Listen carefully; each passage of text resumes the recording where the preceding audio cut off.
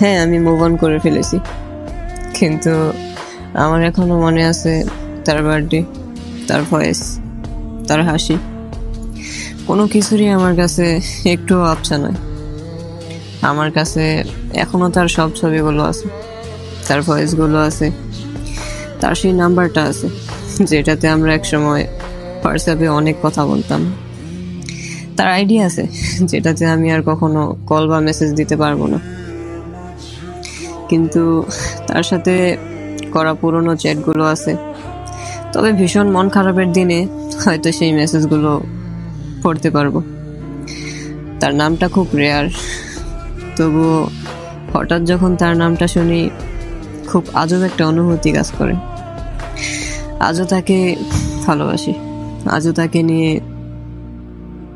অনেক কিছু করতে মন চায়, আজও তাকে নিজের করে পেতে মন চায়, আজও তার কথা অনেক মনে পড়ে।